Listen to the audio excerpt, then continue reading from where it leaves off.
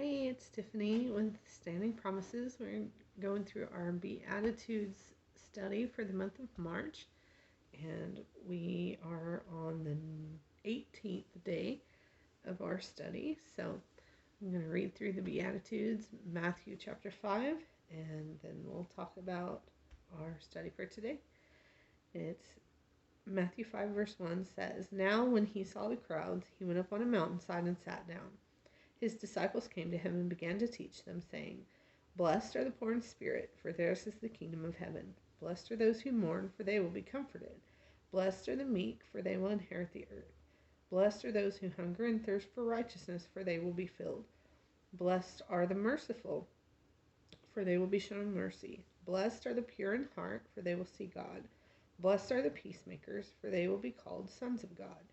Blessed are those who are persecuted because of righteousness, for theirs is the kingdom of heaven. Blessed are you when people insult you, persecute you, and falsely say all kinds of evil against you because of me. Rejoice and be glad, because great is your reward in heaven, for in the same way they persecuted the prophets who were before you.'" And today we are talking about verse 8, "Blessed are the pure in heart, for they will see God." We've been talking about this one. This is our third day to talk about this verse.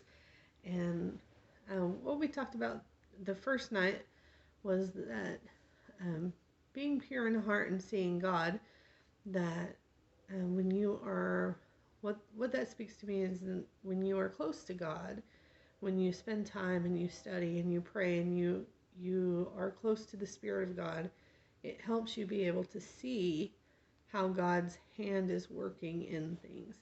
And sometimes that can be really hard, especially if things aren't going well, especially if there's something that happens, a circumstance that you're in that is difficult.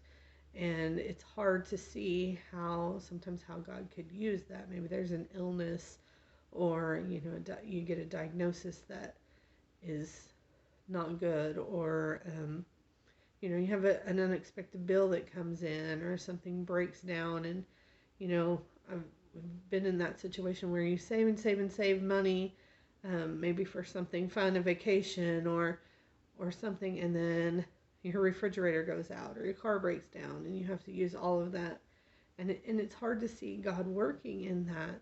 Sometimes you say, I can't catch a break, or why are you not showing me favor in this? And a lot of times looking back, we can understand how God was moving in that situation, but we don't always see it at the moment. I heard a pastor say on a message I was watching yesterday that life is lived forward, but it's understood backward. But I think when we are spending time with God, we're in tune with Him, that it makes it a whole lot easier for us to trust that He's moving, but also to see how He's working in the moment, maybe. And we don't always understand everything, but we can see what He's doing, or see at least a part of what He's doing. And I posted yesterday, I wrote a post that hopefully you got to read, about my little garden gnome that I just bought, and I call him Nelvis. And how he's a reminder to me of what God has brought me through, or where He has brought me from to where I am now. And I talked about how the first time I saw that in the store was several years ago, and it was at a time in my life when I was just coming through a divorce, and where I had been a stay-at-home mom for several years, and I hadn't been working. And I am a teacher, so at that point I had not planned on ever returning to the classroom. I had let my teaching certificate lapse. So trying to get back into education, and not even really sure whether I was going back into the classroom full-time or not. At that point, I came in first as a substitute teacher, and then that transitioned into being a long-term sub, which transitioned into me working as a teacher assistant. But in that time, the salary I was making as a teacher assistant was not very much. In fact, my daughter was 16 at the time. She was working her first job in fast food, and she and I made the same hourly rate. So, um, for our family to live on that amount of money was very difficult, and things were very stretched, very thin. And, at one point in through all of that, we received food assistance for a while, and just it was very, very tight. And so when I saw that in the store, even though it was cute and I really, really liked it and I really wanted it, I wasn't able to purchase that. I had to put it back on the shelf until just last weekend. We went and he was in the store again, and I was able to go in and just swipe my card, and I bought it, and everything was fine. And I don't have to worry about how am I going to make up for that money. It's just maybe I won't go to Sonic for a couple days, or I won't eat out for lunch. I'll take my lunch, whatever. But it's not a big deal. And you know, I think I already had my mind kind of going in that direction, but spending time with God and you know being aware of Him working, I was able to see, just, oh, I like that, and I'll buy it and not think twice about it. But because of where I am with Him and my relationship with Him, He spoke that to me when I saw that and I purchased that. He spoke that to me of, look, showed me where I had come from. Well, that happened to me again today.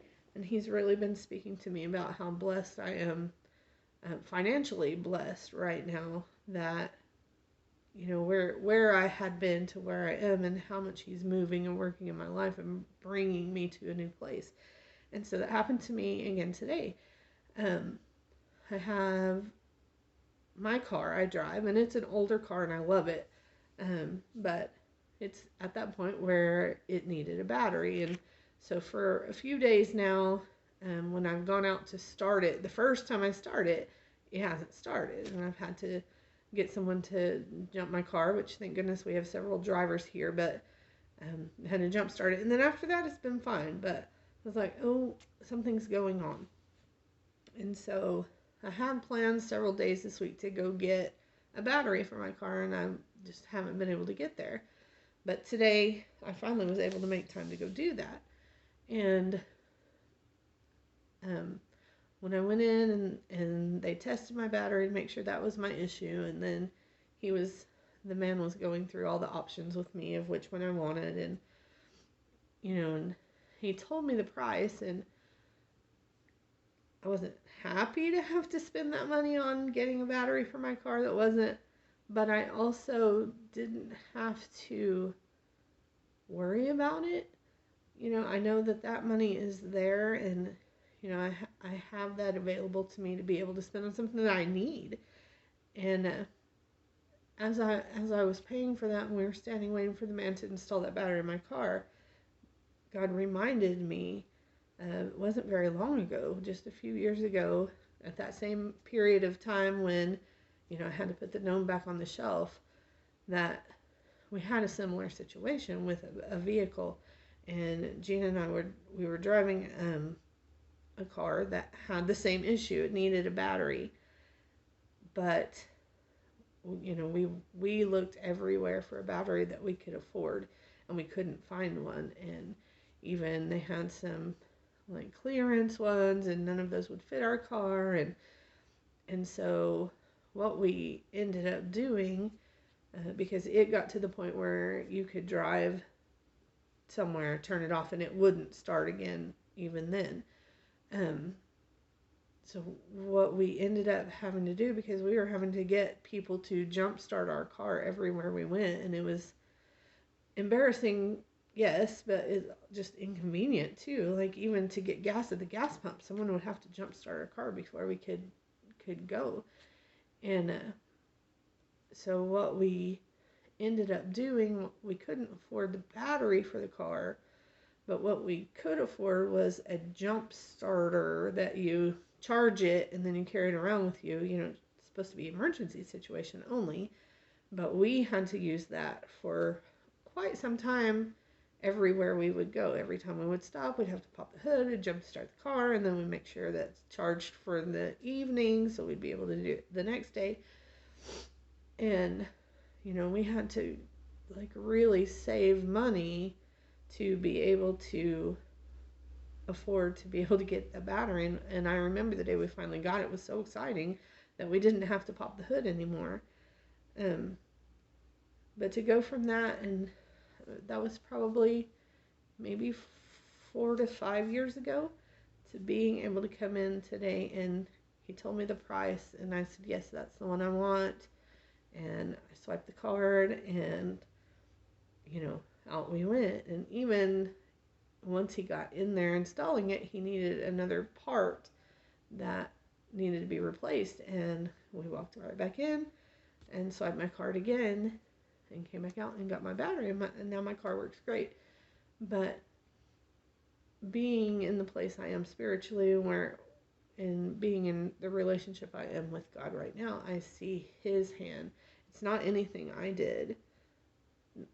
I go to work, and I work and I earn that paycheck, but what led me to this place where I am, and who has gotten me to that point, is only through him. So that's how I feel like how this verse works. When you're in tune with him, you see that what you have is him, and you see that everything that you need is been given to you by him, and you're very aware, and it is a blessing. Just the feeling of knowing, wow, look what he's done for me, and how much he cares for me to bring me this far. And it is a blessing. It's a joyous feeling to know that he's moving in my life, and he's working, and he's there to take care of me, to protect me, to give me what I need all the time. That he's not going to just leave me without what I need. He's going to take care of it, and it's a blessing to know that he's going to do that. So that's my story for today, and we will be back with the next. We're going to go on to the next verse. Blessed are the peacemakers, and we'll talk about that later. Have a good day. Bye.